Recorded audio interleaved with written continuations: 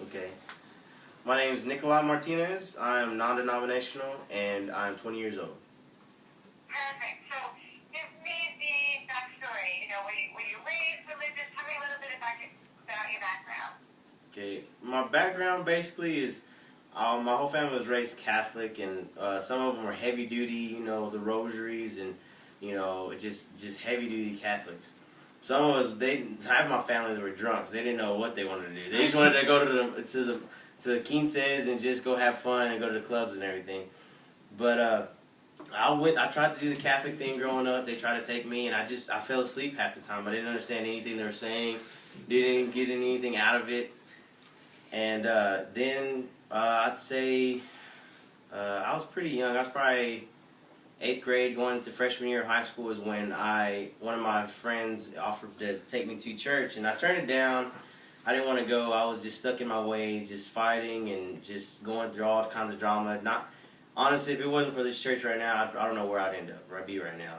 And but when I discovered how close this church is and how it is like a family, and it's become a family to me.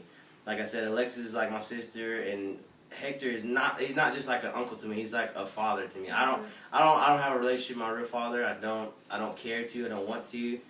And but God has blessed me with certain older male figures in my life to set examples for me. And I love that. And when he says older, he means only a little bit older. Don't let him fool you. It's already past his bedtime right now. He's only 21. Don't talk about it. No, and then just basically after that, I discovered God and what He's done for me, and what He's through all my struggles and hard times in my childhood. No matter where I was, no matter where I ended up, He was always there for me. And I used to cry and get all upset, not knowing that I knew I was never gonna have a relationship with my father, my real father. When all in actuality, I had my father there with me the whole time. And ever since, once I figured that out, I was set for life, and now I'm here talking to you and living a good life. A broke life, but a good life. And so you are one of the founders of the college ministry, right? Yeah, I remember when we were at Barrett's. This is on Valley Mills, and and this was before my pastor married his wife. They were just friends and hanging out and they started. I remember when Ilda, his wife, ran over a curb and almost knocked down Barrett's, the building. And that's another story. But it started off with me, Hector, Ilda, one fellow member named Randy, myself, and Alicia. And it just started off with us, and we met at Barrett's one day, and since that happened, it just took off, and now we're a big family, just keep constantly growing. That's amazing. And so, now what is your involvement in the church? Are you like a youth leader? Like, do you have any sort of role in the church other than kind of attending it? Give me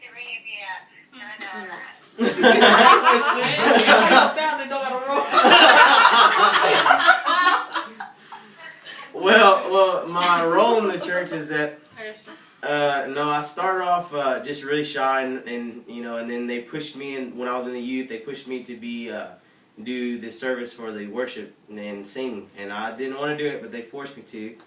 And then I started singing, and then that just took off, and then I joined the worship team, and I was singing, and I was a worship team member and sang on there, and then now I play the bass in the musicianship part of the band and the worship team.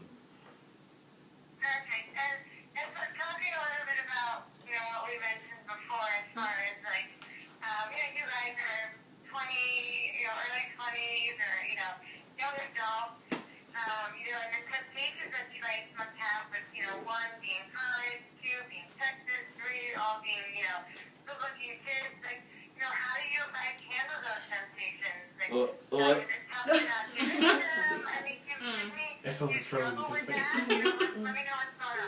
Well, I mean, honestly, I used to be called the welcoming committee at the church because every good-looking woman that ever walked in the church, I was there. Hey, how you doing? My name's Nicholi. Hey, how long you been here? You know, I was just. Wanna be my girl? I was real bad at it, but then Hector taught a sermon about it, and just it changed me. And now I'm a one-woman man, you know.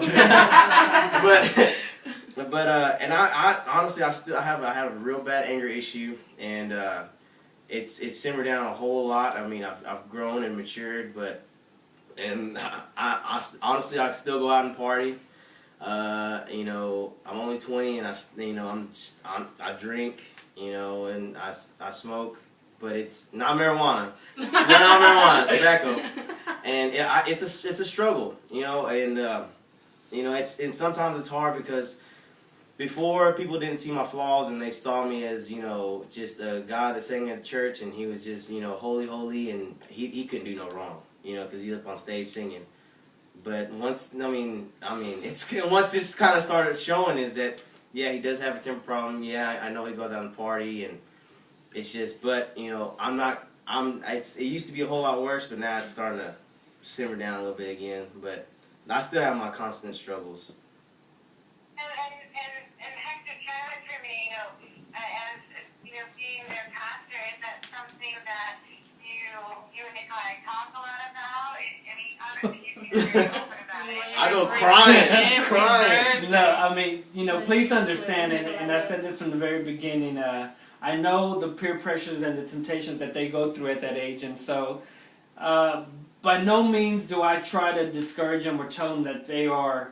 You know, there's no hope for them. I mean, I do correct them and let them know, you know, what we feel is right for their life right now. But I also understand, you know, I've been at that age, and I understand the temptation that they come with. So maybe there's a little bit more compassion on my part, you know, when they go through things like that. Now, it's disappointing at times, you know. Sometimes you feel like you do, and sometimes you don't see the benefit of what you're doing. But, I mean, not just with Nicholi, but the other ones, I mean, because there's a whole group of other ones, not in this room,